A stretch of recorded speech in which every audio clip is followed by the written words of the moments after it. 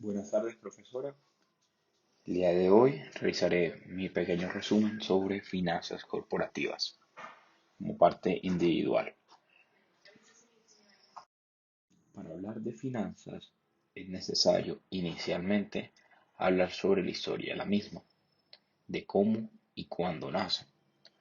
La contabilidad como tal nace a mediados del siglo XIX, donde los gerentes financieros inician con libros de contabilidad para estar al tanto de las finanzas e iniciar búsquedas de fondos de ser necesario.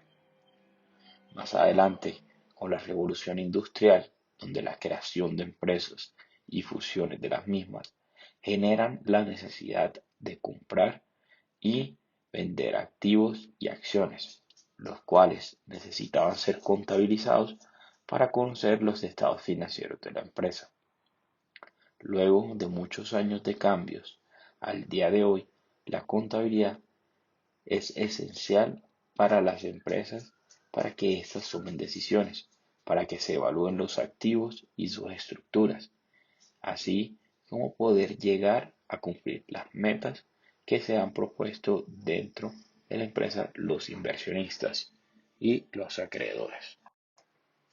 El costo de capital se determina mediante el rendimiento promedio requerido por los inversionistas, el cual es la medida que se utiliza para conocer la necesidad de fondos. Esto se conoce como costo promedio ponderado de los fondos de la empresa. Con esto en mente, se necesita obtener el rendimiento sobre el capital y para esto se requiere hallar el riesgo. Es importante anotar que existen dos tipos de riesgo: el riesgo de mercado y el riesgo único. El riesgo único es un riesgo asociado con un elemento en particular y puede ser disminuido mediante la diversificación de productos o servicios. Por el contrario, el riesgo de mercado se da con elementos que afectan toda la economía y es imposible de eliminar.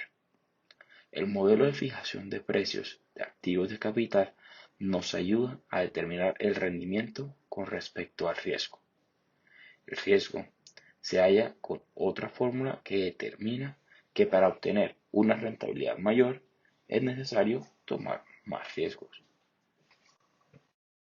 Estructura de capital.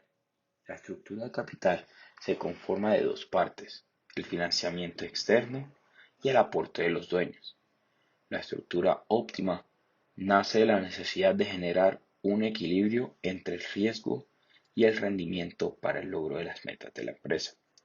Con ella se busca obtener una guía que determine la financiación a futuro y maximice el valor de la empresa. La estructura de capital se determina mediante el riesgo que asume la empresa dependiendo de su negocio, la posición fiscal de la empresa, la flexibilidad financiera y el factor determinante de nivel de deudas relacionado con los préstamos. Asimismo, la estructura óptima de capital se puede obtener con diferentes enfoques. Estos pueden ser el tradicional, el de estructura capital, MM, el UAII, UPA, o el enfoque de las teorías del orden de elección. El capital de trabajo se da gracias a la diferencia entre los activos y los pasivos de la empresa. Estos se componen de los pasivos circulantes, que son las cuentas por pagar, las obligaciones financieras y los pasivos acumulados.